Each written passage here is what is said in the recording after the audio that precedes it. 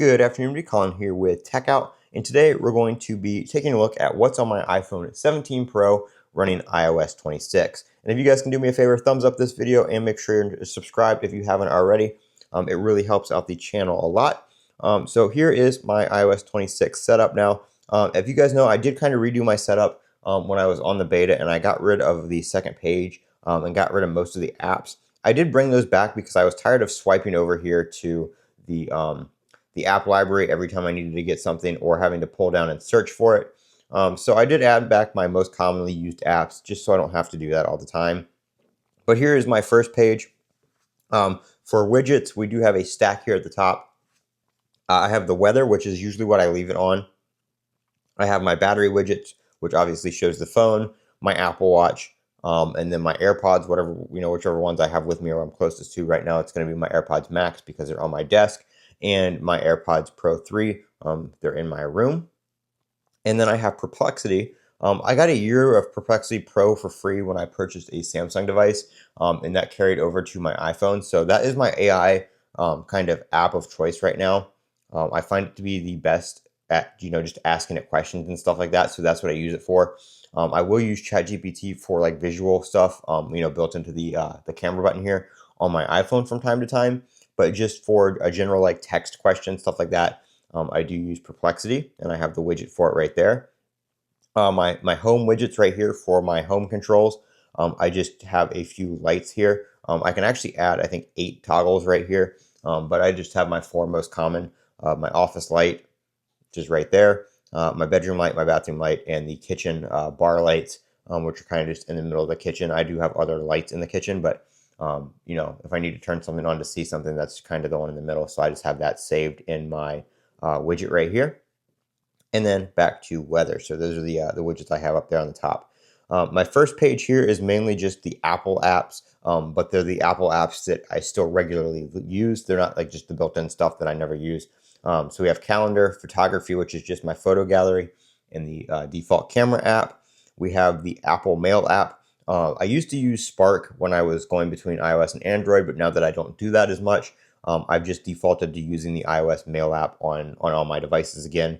It's just there and it works good, and it's a pretty nice app. The Notes app, the Health app, the Wallet app, the Music app, which I do have Apple Music, so I do use that.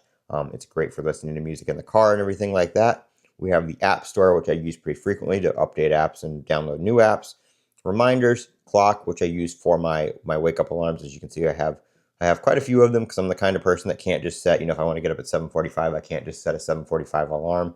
I have to have a 7:40, 7:45, a 7:50, just to make sure I don't miss it, especially if I'm going to work or something like that. And then I also have an alarm set on my HomePod to go off. And then we have the Apple Maps app. I do have Google Maps. I don't have that on the home screen anywhere, but I will use that from time to time in CarPlay. But Apple Maps is usually my navigation app of choice. I don't have any issues with it. I know people have it's a mixed bag of reviews. I haven't had any issues with it. It works very well, and it's built in again. So that's what I use. We have the Settings app right here. Everybody knows what that is. So that's right there. And then on my dock, we have the Phone app, the Messages app, my Home app. Obviously, that way I can see everything in my home right there, pretty much no matter where I am on my phone.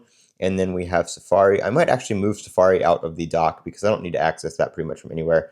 I might choose one of these other apps to put down there so I can have a little bit quicker access to it. But same with the Phone app. I don't really use the Phone app that much.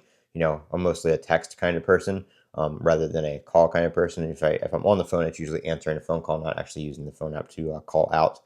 On the top here, we have the YouTube widget. I added that widget when I was cleaning my home screen up. As you can see, I don't have the actual YouTube icon down here anywhere because I just access it through the widget. So if I want to go to my subscriptions, I go to, just tap subscriptions, or if I want to go to the home screen, it goes right to the home screen, or a search or whatever, the case may be. We have Discord. We have Sora. Everybody knows, I'm sure, what this is, but it is just an AI app that generates AI videos, and it's pretty funny to play around with. Reddit, Bayport, which is my local credit union that I have.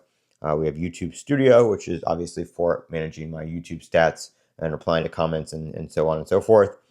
Social media-wise, we have Snapchat, Instagram, and X. And then we have AccuWeather. I also have the Weather Channel app on my phone. I do use the AccuWeather app probably more, just because I like it's just less clunky. It feels like there's less ads and stuff in it, and I like the precipitation minute cast thing that they have up here. When it's raining, it shows you the intensity of the expected rain upcoming and when it's going to stop raining and all that kind of stuff.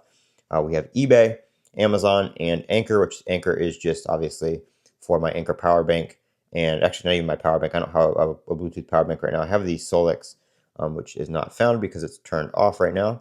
But my wireless charging stand, my Anchor 240 charging station, and then we have my 250 watt prime charger, which is here on my desk. All those are Wi-Fi connected, so they're always connected to the app no matter where I am. And then the wireless charger right there on my nightstand is Bluetooth enabled, so it connects when I am closer to it. But that is kind of my home screen setup here on my iPhone 17 Pro. And for those of you who don't know, in iOS 26.1 and the latest beta, we have the ability to change our liquid glass between tinted or clear. So I have been using clear. I am a fan of liquid glass. I actually liked the original liquid glass in beta 1 when it was very, very transparent. I do also use dark mode. So I'm using the dark mode with the light icons. So I have the light icon set. We'll go to customize here. So I've got the light icon set right here, just the default ones. Obviously, you can have those dark. You can make them clear, or you can do tinted, and you can have them actually match your phone color. So if you hit that button right there, it will match your phone's color. If you hit this one right here, it will match a MagSafe accessory if it can detect what color your MagSafe accessory is. So that's what that second option is for. Obviously, I don't have any MagSafe accessories on, but if I put like an Apple case on, it was black or blue or something like that, it would match the icons to that. So that's pretty cool. And then my wallpaper is just from the Backdrops app. So if you want to check any of these out, I have a favorites right here. I can't like link these or anything. You have to download the app. But any of them you see in my videos, they're usually on my favorites list right here. So if you type in these names on the Backdrop app, you can get to them. They're all free. Crimson Sync, Rewind Time, Grayscale Geek, Refract This, Spirals, Draft Plan, and Party Popper. I haven't used that one in a while, but it's still on my favorites. And I favorite everything because I can sync it between my devices by logging into the app like that, and I can kind of set the Backdrops wallpapers on my different devices, all right there from my favorites. So that's pretty cool. That's how I do that. So if anybody's asking about the wallpaper, it will be in the Backdrops app, and those are all the names for the ones I most commonly use. My action button is right now tied to Do Not Disturb, just on and off. Because when I go to work, I'll turn it on if I'm with somebody, and then I can turn it back off. Or if I'm recording a video, I can turn it on so I don't have notifications coming through and all that kind of stuff distracting everything. And it also cleans up the home screen because I have it set to turn off the notification badges. So that is my iPhone 17 Pro and how it is set up. I'm Colin with Techout. Don't forget to comment, rate, subscribe, and as always, have a great day.